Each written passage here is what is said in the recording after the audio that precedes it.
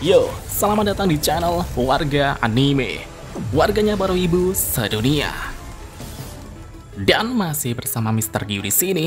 Pada kesempatan kali ini, Mr. Q akan menceritakan alur cerita manhwa Solo Leveling Ragnarok Season 2 Chapter 54. Dan sekali lagi, ini adalah lanjutan manhwa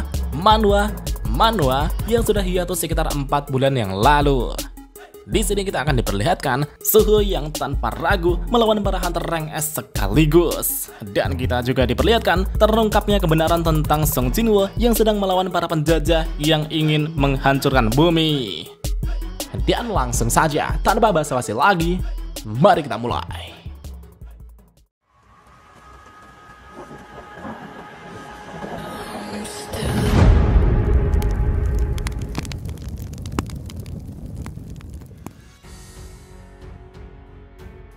Jadi sebelumnya, Hunter baik Yunho masih tetap membela Suho yang menjadi buronan meski harus berseteru dengan para Hunter rank S yang datang. Di saat situasi semakin runyam dan tidak terkendali, Ketua Asosiasi Wu Jinjul kemudian maju ke depan dan menyarankan untuk mendengarkan penjelasan Suho terlebih dahulu.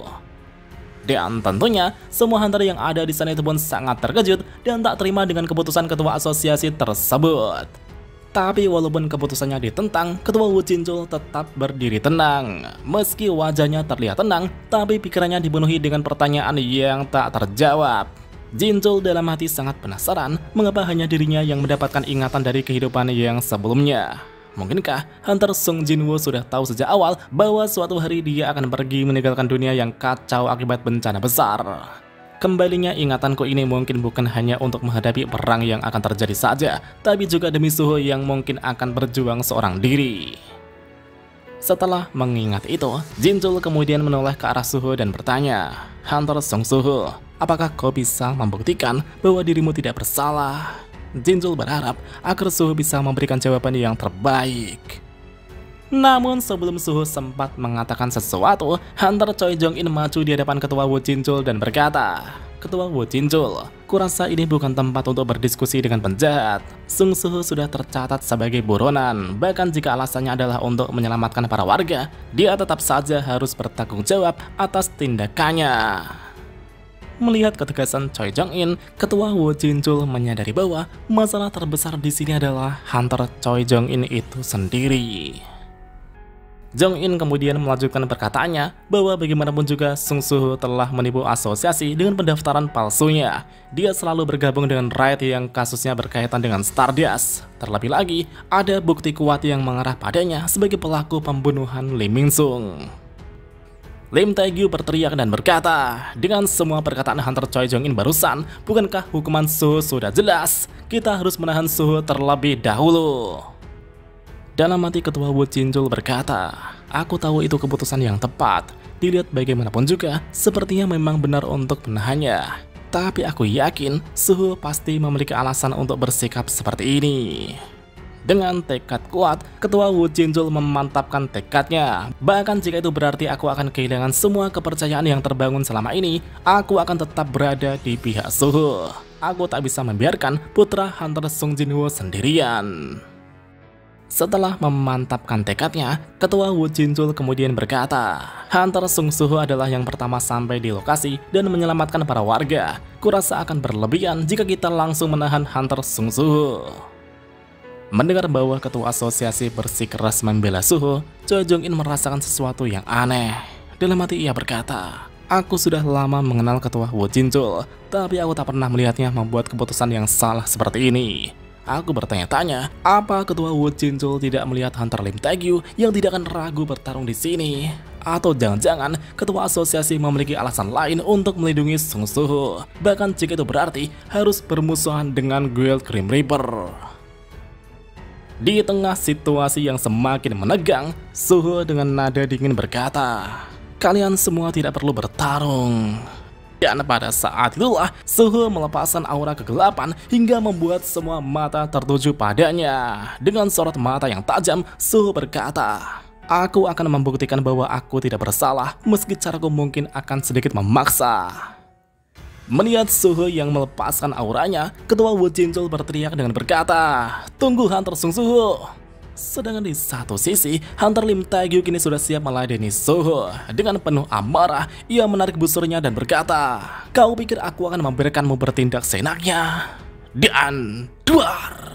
Lim Taegyu kini telah menembakkan panahnya ke arah Suho dengan kecepatan yang luar biasa. Dalam sekejap mata, panah itu pun menghantam tepat ke tubuh Suho dan membuatnya meringis kesakitan. Baik Yunho yang melihat itu pun berteriak panik, "Suho!" Namun gilanya, Suho kini hanya terseret mundur beberapa langkah. Dari pijakan kakinya, Suho langsung melepaskan serangan bayangannya. Dan pada saat itulah, mata Lim Taegyu tiba-tiba melebar. Tubuhnya kini membeku saat serangan bayangan hitam telah menancap di tubuhnya. Ya, itu adalah kunci bayangan untuk membuka segel ingatan Lim Taegyu. Seketika itu juga, kepala Lim Taegyu langsung dibanjiri dengan ingatan-ingatan dari kehidupannya yang sebelumnya saat masih mengenal Hunter Sung Jinwoo. Kembalinya memori-memori lama itu pun membuat Lim Taegyu gemetar hebat dan jatuh berlutut tak berdaya. Baik Miho dan Choi Jong In yang melihat itu pun tak mengerti dengan apa yang terjadi. Sedangkan di satu sisi, Suho kini terlihat terengah-engah sambil memegang luka di bahunya akibat terkena panas sihir Lim Taegyu. Beru yang berada di dekatnya dengan cemas berkata, "Anak muda, apa Anda berniat memulihkan ingatan mereka semua?" Dalam hati Suho berkata, "Jika seorang hunter yang hidup di generasi yang sama dengan ayahku mendapatkan kembali ingatan dari kehidupan sebelumnya, aku yakin mereka akan mendengarkan apa yang kukatakan. Tapi untuk melakukan itu, aku terpaksa harus melawan mereka. Hunter Choi Jong In juga harus mendapatkan ingatannya kembali." Segera setelah itu, Suho tiba-tiba menghilang dari tempatnya dan menerjang ke arah Choi Jong In dengan kecepatan yang sangat cepat. Ia kemudian melompat tepat di hadapan Choi Jong In sambil mengepalkan tinjunya. Namun sebelum Suho sempat menyerang, Jong In bergerak lebih cepat dan melepaskan sihir tornado api untuk membakar Suho. Serangan dahsyat itu pun membuat ketua Woo Jin-chul dan Baek Yun-ho sangat panik. Dengan sorot mata yang tajam dan penuh ketenangan, Jong In berkata, "Sung Suho, kau terlalu gegabah saat menyerang. Seperti yang dikatakan Hunter Lim Taegyu, kau memang berbahaya." Namun tiba-tiba Jong In dibuat terkejut saat melihat apa yang baru saja terjadi. Di sana terlihat Suho dengan nekat menerobos kobaran api yang membara dan siap melepaskan pukulannya. "Kumohon, sampailah." Tapi lagi-lagi Suho dihentikan sebelum melepaskan pukulannya. Tendangan kuat Baek Miho dan Hunter Park Do-jin kini telah menghantam Suho secara langsung hingga membuat Suho memuntahkan banyak darah dari mulutnya. Dengan sorot mata yang tajam, Baek Miho dan Park Do-jin menatap Suho sebagai ancaman. Namun di saat yang sama, sesuatu telah terjadi dengan Hunter Choi Jong In. Dan ternyata, Suho telah berhasil mengenai Choi Jong In di saat-saat terakhir serangannya. Tepat di dadanya, terlihat kunci bayangan telah menancap untuk membuka segel ingatan Hunter Choi Jong In. Dan pada saat itulah, kepala Choi Jong In langsung dibanjiri dengan ingatan-ingatan dari kehidupannya yang sebelumnya. Ingatan-ingatan saat ia bertemu dengan Hunter Sung Jinwoo dan semua kenangan di kehidupan sebelumnya kini telah kembali. Kembalinya memori-memori lama itu pun membuat Choi Jong In gemetar hebat dan jatuh berlutut tak berdaya sama seperti apa yang dirasakan Hunter Lim Taegyu. Melihat jatuhnya Hunter Choi Jong In, sontak Park Do-jin dan Miho pun menoleh ke arah Hunter Choi Jong In. Sedangkan di satu sisi, Suho kini merasakan rasa sakit yang luar biasa setelah menerima serangan telak dari beberapa Hunter rank S sekaligus. Dengan nafas terengah-engah, ia berkata, "Aku sudah melakukan semua yang gue bisa. Sekarang, yang tersisa hanya menunggu reaksi mereka." Melihat situasi di mana Hunter Choi Jong In dan Lim Taegyu telah berlutut tak berdaya, Baek Miho langsung melesat ke arah Suho dan siap menghantamkan tinjunya. "Apa yang kau lakukan, dasar keparat?" Namun sebelum Baek Miho menghantamkan pukulannya, Lim Taegyu berdiri dan berkata, "Ingatan macam apa ini?" Mendengar perkataan Lim Taegyu yang penuh kebingungan, Baek Miho sontak menghentikan serangannya. Karena pada saat ini, kobaran amarah Lim Taegyu telah berubah menjadi perasaan sedih yang mendalam. Ia menangis dan berkata, "Apa ini pengaruh dari sebuah skill? Tidak, kurasa ini seperti ingatanku yang terlupakan telah kembali." Sedangkan di satu sisi, Park Do-jin kini hanya berdiri sambil mengamati apa yang terjadi. Bahkan pada saat ini, Choi Jong-in juga merasakan apa yang dirasakan Lim Tae-gyu. Bagaimana mungkin aku melupakan hal seperti ini hingga saat ini? Aku tak percaya. Dengan air mata yang membanjiri wajahnya, Choi Jong-in menatap Suho dan berkata, "Tolong jelaskan, apa yang kau lakukan kepada kami sebenarnya, Hunter Sung Suho?" Dengan dipenuhi banyak luka, Suho kemudian bangkit dan menjawab, "Baguslah, sekarang akhirnya kita bisa berbicara. Ingatan yang membanjiri kepala kalian saat ini adalah ingatan kalian sebelum dunia ini direset." "Hah? Dunia ini pernah direset katamu?"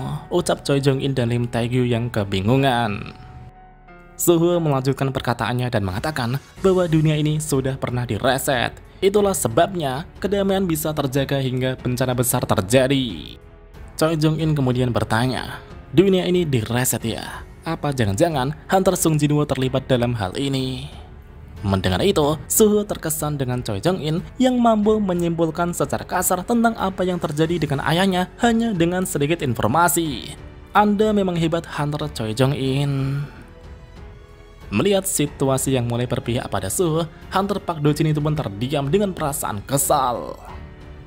Suho kemudian melanjutkan perkataannya bahwa ia tidak begitu tahu tentang ayahnya sebagai seorang hunter. Yang ku tahu hanyalah satu hal, ayah selalu melakukan semuanya sendiri. Dan bahkan saat ini, di detik ini sekalipun, ayahku bertarung sendirian melawan para penyusup yang ingin menghancurkan dunia ini. Sedangkan peran yang bisa kulakukan saat ini hanyalah melawan musuh yang menyusup di bumi untuk membantu ayahku. Meskipun mungkin hanya sedikit yang bisa kulakukan. Mendengar penjelasan Suho tersebut, Hunter Lim Tae-gyu merasa bahwa itu terdengar sangat tidak masuk akal. Tapi untuk beberapa alasan, dan karena ia juga mengenal betapa kuatnya Hunter Sung Jinwoo di kehidupan sebelumnya, Tae-gyu mau tak mau akan mempercayainya. Dalam hati Choi Jong-in berkata, "Jika ingatan yang membanjiri kepalaku memanglah benar, kurasa ini masuk akal." Ketua Woo Jin-jul kemudian mengatakan bahwa semua perkataan Hunter Sung Suho adalah benar adanya. "Aku juga seorang hunter yang mendapatkan ingatan dari kehidupanku yang sebelumnya. Alasan aku dapat dengan cepat mendirikan asosiasi hunter saat bencana besar terjadi adalah karena ingatanku saat hidup sebagai hunter sebelumnya." Jadi untuk saat ini, kita dengarkan saja dulu apa yang akan Suho katakan. Suho kemudian mulai menceritakan semua kebenaran yang terjadi selama ini. Baik itu tentang para penjajah yang ingin menghancurkan dunia ini. Para penjajah yang disebut sebagai Itarim adalah makhluk luar yang berniat menginvasi bumi. Adapun juga apostol Itarim yang sudah menyusup di bumi. Mereka adalah para utusan yang bertujuan menghancurkan bumi dari dalam. Bahkan adanya obat awakening yang disebut Stardust itu juga disebabkan oleh apostol Itarim. Maka dari itulah aku selalu mengejar kasus yang berkaitan dengan Stardust. Mendengar semua cerita Suho tersebut, semua orang yang ada di sana itu pun sangat tercengang. Dari cerita tersebut, Choi Jong-in menyadari bahwa hampir semua insiden yang terjadi sejauh ini semuanya berkaitan dengan Itarim. Ya, semuanya disebabkan oleh apostol Itarim. Park Do-jin yang mendengar itu pun hanya terdiam tanpa sepatah kata. Sedangkan di satu sisi, Lim Tae-gyu kini telah memahami kebenaran yang terjadi. Ia akhirnya menyadari bahwa kematian Lee Min-sung itu disebabkan oleh apostol Itarim. Ketua Woo Jin-chul kemudian bertanya, kenapa Suho tidak memberitahu hal sepenting ini sejak awal. Sambil meminum ramuan penyembuh, Suho menjelaskan bahwa jika apostol Itarim mengetahui keberadaanku yang masih lemah, kupikir aku akan menjadi kelemahan bagi ayahku. Itulah sebabnya aku memutuskan untuk tidak mengungkapkan identitasku sampai aku benar-benar cukup kuat untuk menghadapi apostol Itarim. Dari perkataan Suho tersebut, Ketua Woo Jin-chul penasaran dan bertanya, "Suho, apa mungkin kau juga seorang hunter yang dapat berkembang sama seperti Hunter Sung Jinwoo?" Suho menjawab bahwa ia juga bisa berkembang. Dan tentunya jawaban Suho itu pun membuat Lim Tae-gyu dan Choi Jong-in sangat terkejut. Mengetahui bahwa Suho dapat berkembang, Choi Jong-in langsung tertarik dan mungkin ingin merekrut Suho ke dalam guildnya. Karena usahanya di masa lalu untuk merekrut Hunter Sung Jinwoo terus-terusan gagal, ia mungkin berniat untuk merekrut anaknya. Dengan penuh ketertarikan, Choi Jong-in langsung menggenggam erat tangan Suho dengan sorot mata yang berbinar-binar. Ia berkata, "Hunter Sung Suho, apa kau tahu bahwa dulu Hunter Cha-in juga anggota dari guild kami?" Suhu pun sangat terkejut saat mendengar itu. Apa mungkin hunter cahaya ini yang kau maksud itu adalah ibuku? Jadi ibuku dulu juga seorang hunter ya? Sedangkan dari belakang, Lim Taegyu kini menutupi wajahnya dengan topinya. Ia perlahan menjauh untuk memberi ruang bagi Suho dan yang lainnya. Taegyu mungkin merasa bersalah karena sudah menuduh Suho sebagai penjahat dan bahkan melukainya. Sedangkan Pak Dojin kini hanya terdiam. Dalam hati ia berkata, Sung Suho, kau membuat pergerakan yang sangat berani. Jika saja aku sekarang lebih kuat, aku pasti langsung menghabisimu. Kau telah mengungkapkan identitas aslimu tanpa tahu siapa diriku yang sebenarnya. Apa kau pikir perkembanganmu akan melebihi diriku? Sung Suho, begitu dia memutuskan sesuatu, dia begitu berani dan tak terhentikan. Sepertinya dia akan menjadi faktor penentu dalam perang besar yang akan datang. Karena itu, aku tak bisa membiarkannya bertindak seenaknya. Pecahan Itarim yang berikutnya harus segera sampai. Dan apakah yang akan terjadi berikutnya? Mari kita lanjut di part selanjutnya.